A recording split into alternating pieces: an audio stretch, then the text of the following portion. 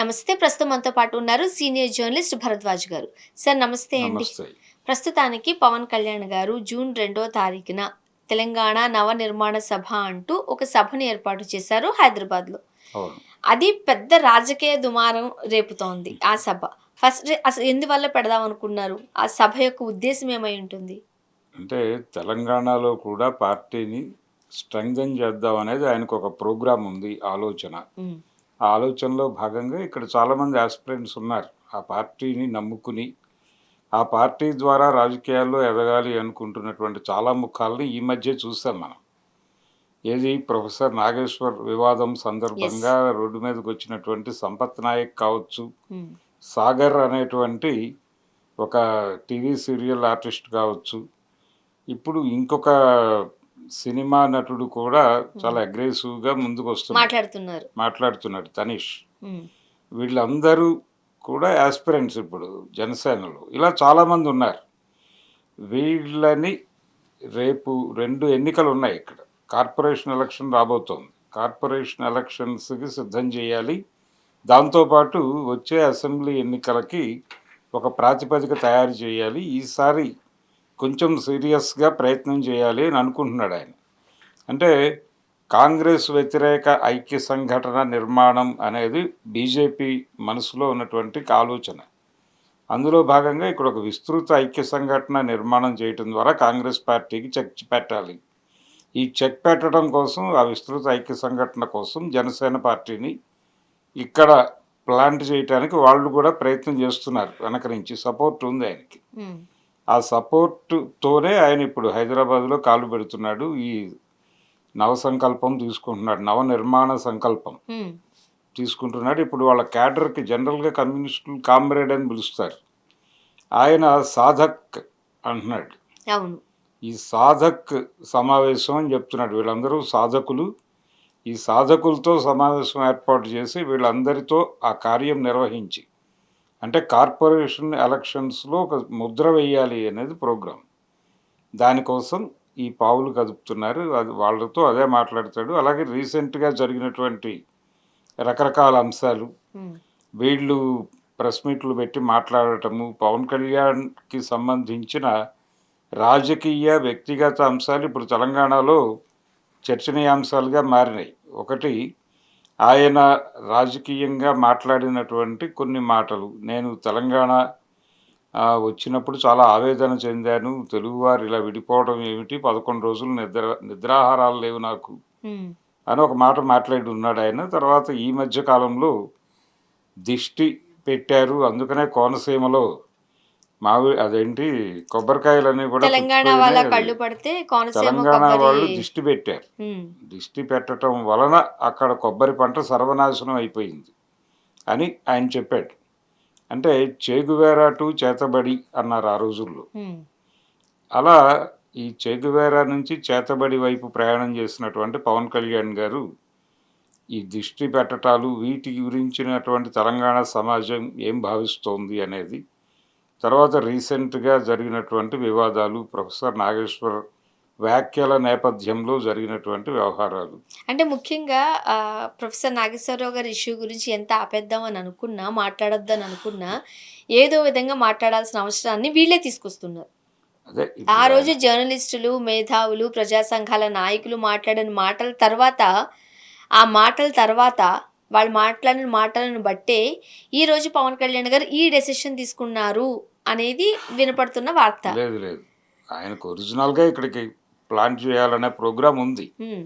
ఉంది. ఆయన గత అసెంబ్లీ ఎలక్షన్‌లో కూడా నిలబడ్డారిక్కడ. నిలబడ్డారు. మీటింగ్ పెట్టారు. కాకపోతే ఒక సీటు గెలవలేదు. హ్మ్. ఇప్పుడు ఏపీలో ఒక సీటు గెలవని ఎన్నికలు కూడా చూసారాయన 2019లో. ఆ తర్వాత జరిగిన ఎన్నికల్లో 100% స్ట్రైక్ రేట్ అన్నారు. ఇక్కడ కూడా గత అసెంబ్లీ ఎన్నికల్లో ఆయనకేమీ రాలేదు. ఈసారి 100% స్ట్రైక్ రేట్ కొట్టాలి, కొట్టగలను అనే కాన్ఫిడెన్స్ ఏదో ఉండుండొచ్చు. అందుకని ఆయన తెలంగాణలో గట్టిగా నిలబడాలి అని అనుకుంటున్నాడు. ఈ ప్రోగ్రాంలో భాగంగానే నిజానికి ఆయనకి ఢిల్లీ రమ్మని కూడా ఒక పిలుపు ఉంది. అంటే ఏపీ వదిలి ఢిల్లీ రమ్మని. లోకేష్ గనక ముఖ్యమంత్రి అయితే ఈయనకి ఢిల్లీ కదలిక ఉంటుందని అంటున్నారు గానీ, ఈయన వెళ్ళటానికి సుముఖంగా లేడు. ఈయన గనక ఢిల్లీ కదిలితే ఈయన పార్టీ నానా గందరగోళాలకి గురవుతుంది. అందుకని ఈయన ఢిల్లీ వద్దు, ఇక్కడే ఉంటాను ఏపీలో అని చెప్తున్నాడు. ఇప్పుడు ఏపీ తెలంగాణలో పార్టీని నిలబెట్టడం ద్వారా తన ప్రజెన్స్ ఇక్కడ కీలకం అనే అభిప్రాయం బీజేపీ వాళ్ళకి కలిగించాలని అనుకుంటున్నాడు ఆయన. ఓకే. అందుకని ఇక్కడ పార్టీని కొంచెం యాక్టివేట్ చేద్దాం అనే ప్రయత్నంలో ఉన్నాడు. అలాగే ఆయనకి అభిమానులు, అభిమాన సంఘాలు ఉన్నాయి తెలంగాణలో. వాళ్ళందరినీ కూర్చోబెట్టి ఒకసారి మాట్లాడదాం అనేది ఆయన ఉద్దేశం. గతంలో విజయవాడ కేంద్రంగా జరిగినటువంటి అనేక సమావేశాలకి ఇక్కడి నుంచి పవన్ కళ్యాణ్ గారి అభిమానులు అక్కడికి వెళ్ళారు. అలాగే వీళ్ళు చాలా సందర్భాలు ఇక్కడ సినిమా రిలీజ్ అయినప్పుడు కూడా హడావిడి చేస్తూ ఉంటారు. వీళ్ళని ఒక్కసారి కూర్చోబెట్టి ఛార్జ్ చేయాలి, వీళ్ళని పొలిటికల్గా తనకు అనుకూలంగా వినియోగించుకోవాలి అనేది కూడా వ్యూహం. అందుకని హైదరాబాద్ మీటింగ్ పెడుతున్నాడు. కానీ ఆ మీటింగ్ ప్లేస్ అనేది ఎక్కడ ఇప్పటివరకు చెప్పలేదు. హైదరాబాద్ అని మాత్రమే ఆ పోస్టర్లో ఉంది. ఎక్కడ ఏర్పాటు చేస్తున్నారు అనేది ఎందుకు ప్రకటించలేదు అంటే ఈ వివాదాల నేపథ్యంలో ఈ వివాదాల తాలూకా ఛాయలు అక్కడ కొట్టి వీళ్ళు అక్కడికి వచ్చి ధర్నాలు అలాంటి కార్యక్రమాలు ఏమైనా చేపడతారా? పవన్ కళ్యాణ్ వ్యతిరేకులు బలంగానే తయారయ్యారు ఇప్పుడు. కనుక వీళ్ళ నుంచి ప్రమాదం ఉంటుందనే ఉద్దేశంతో ఈ సాధక్ బైఠక్ని ఇప్పటి వరకు ఎక్కడ నిర్వహిస్తున్నది ఎవరికి చెప్పట్లేదు. ఇప్పుడు ఇంకా టైం ఉంది అనుకోండి, ఇంకా 2-3 రోజులు టైం ఉంది కాబట్టి చెప్తారులే అని అనుకోవచ్చు. అది రేపే దానికి సంబంధించిన సన్నాహక ఏర్పాట్లు చేసుకోవాలి, స్టేజ్ పెట్టుకోవాలి, పర్మిషన్స్ కావాలి. అంటే గవర్నమెంట్కి అయితే తెలుసు కదా ఎక్కడ పెడుతున్నారు ఏంటి అని. ఎవరూ రివీల్ చేయకపోయేసరికి ఇది రేవంత్ రెడ్డి గారి మీద కూడా ఇది కాస్త అసలు జరుగుతున్న వ్యవహారాలన్నీ ఆయన దిశగానే వెడుతున్నాయి. రేవంత్ రెడ్డి గారి దిశగానే ప్రతి వివాదం, ఎన్టీ రామారావు గారి విగ్రహం కావచ్చు, పవన్ కళ్యాణ్ గారి వ్యవహారం కావచ్చు, వీటన్నిటికీ ఎండ్ డిస్కషన్లో కంక్లూడింగ్ డైలాగ్ ఆయనదే వస్తుంది, రేవంత్ రెడ్డి గారిదే. మొన్న అక్కడ జరిగినటువంటి ప్రెస్ క్లబ్లో జరిగిన రౌండ్ టేబుల్ సమావేశం కూడా క్లైమాక్స్లో అది రేవంత్ రెడ్డి టర్నే తీసుకుని ఈ ఆంధ్ర పాలకులని ఇక్కడ ఎందుకు మీరు ఊతమిస్తున్నారు, వాళ్ళకి ఎందుకు వాళ్ళకు సపోర్ట్గా నిలబడుతున్నారు, వాళ్ళ కోసం మీరెందుకు ఎక్కువ టైం కేటాయిస్తున్నారు, అలాగే ఈ విగ్రహాలు ఇవన్నీ కూడా అంటే ఆయన మనసులో ఎక్కడో రేవంత్ రెడ్డి గారి మనసులో ఈ హైదరాబాదు తెలంగాణలో ఉన్నటువంటి ఆంధ్ర ప్రాంతపు సెటిలర్స్ అందరికీ ఒక రక్షకుడిగా కనిపించాలి అనే కోరిక ఏదో ఉన్నట్టుగా అర్థమవుతోంది. దాని మీద దెబ్బ కొట్టాలి అనే ప్రోగ్రాం ఇప్పుడు తెలంగాణ సెంటిమెంట్ గురించి, అలాగే కల్చరల్గా తెలంగాణ గుర్తింపు, దీనికి ఉన్నటువంటి అస్తిత్వము దెబ్బతినే ప్రమాదం ఉంది అని చాలామంది మాట్లాడారు. నిన్న జర్నలిస్ట్ ఫోరం నుంచి ఆయన నారాయణ గారు కూడా, అల్లం నారాయణ గారు కూడా మాట్లాడాడు. మాజీ ప్రెస్ అకాడమీ చైర్మన్ ఆయన. అస్తిత్వానికి ప్రమాదం వస్తోంది, సాంస్కృతికంగా కూడా ఇబ్బంది పెట్టే ప్రయత్నాలు జరుగుతున్నాయి అని ఆయన బయటకు వచ్చి మాట్లాడాడు. ఈ సందర్భంగా నిజానికి అస్తిత్వవాద గొడవ ఒకటి, రెండోది తెలంగాణ ప్రాంతానికి ఉపాధి అవకాశాలు, ఇతర కార్యక్రమాల విషయంలో కూడా జరుగుతున్నదేమీ లేదు. తెలంగాణ ఆవిర్భావం తర్వాత ఇక్కడ నిరుద్యోగం తగ్గలేదు, ఉపాధి అవకాశాలు మెరుగుపడలేదు, నిధులు నియామకాలు ఏవీ జరగలేదు. అన్ని విషయాల్లోనూ గందరగోళమే ఉంది.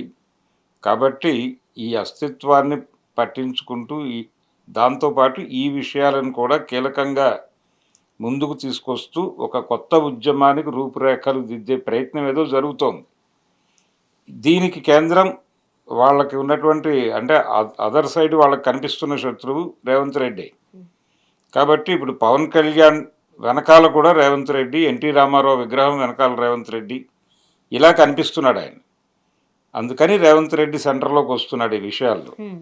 సో రేపు జరిగే సభకి కూడా ఆయన ఆశీర్వాదం ఉంది, ఆయనకి చెప్పే చేస్తున్నారు. ఇప్పుడు ఈయన సినిమాలకి రేవంత్ రెడ్డి గారి ఆశీర్వాదంతోనే పవన్ కళ్యాణ్ గారి సభ జరుగుతుంది అంటున్నారు. అంతే.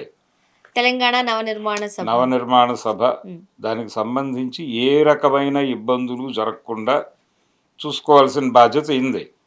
ఎందుకంటే ఆయన సినిమాలకి రేట్లు పెంచుకోవడానికి అవకాశాలు కల్పించారు. ఇప్పుడు రాజాసాబ్కి ఎందుకు ఇవ్వలేదు? రాజాసాబ్తో పాటు రిలీజ్ అయినటువంటి మనశంకర వరప్రసాద్ గారికి ఎందుకు ధరలు పెంచుకోవడానికి, ప్రీమియర్స్ వేసుకోవడానికి అవకాశం కల్పించారు? రేపు రాబోతున్నటువంటి పెద్దిని కూడా అకామిడేట్ చేస్తారు. ఇవన్నీ జరుగుతున్నాయి. మరి రాజాసాబ్కి ఎందుకు ఇవ్వలేదు, ఆ రోజు ఎందుకు ఆ గందరగోళం జరిగింది అనే దానికి సమాధానం లేదు. ఇప్పుడు సాధారణంగా ఒక పొలిటికల్ పార్టీ ఉన్నప్పుడు ఇంకొక పొలిటికల్ పార్టీ పుట్టుకొస్తుందంటే రైవల్రీ ప్రతిపక్షాల కిందే చూస్తూ ఉంటారు. కానీ ఇప్పుడు 2 పార్టీలు అయినప్పుడు రేవంత్ రెడ్డి గారు కాంగ్రెస్ పార్టీలో ఉండి ఎలా సపోర్ట్ చేస్తున్నారు అనేది కూడా కాంగ్రెస్ ప్రశ్న కదా. పార్టీలో ఉన్నాడు కానీ ఆయన కాంగ్రెస్ పార్టీలో ఉంటారా అనేది ఒక ప్రశ్న ఇప్పుడు గత 20 రోజుల నుంచి జనాల మనసుల్లో ఉంది. ప్రధాని నరేంద్ర మోడీ ఆయన మాట్లాడుకున్నటువంటి పద్ధతి చూసి ఈయన ఏ క్షణమైనా అటువైపు షిఫ్ట్ అయ్యే ప్రమాదం ఉంది అని ఒకటి, ఆయన రేపు ప్రధాని ప్రమాణ స్వీకారం చేయించడానికి ఉత్సాహపడుతున్నటువంటి కాషాయ ప్రభుత్వం తెలంగాణలో, హ్మ్. దానికి నాయకత్వం వహించేది కూడా రేవంత్ రెడ్డి గారే అనే మాట ఆల్రెడీ బయట మార్కెట్లో ఉంది. ఆయన ఎంత డినై చేసినప్పటికీ ఆ అనుమానం అయితే ప్రజల మనసుల్లో ఉంది బలంగా. చూడాలి సార్ ఏం జరగబోతుంది. Thank you.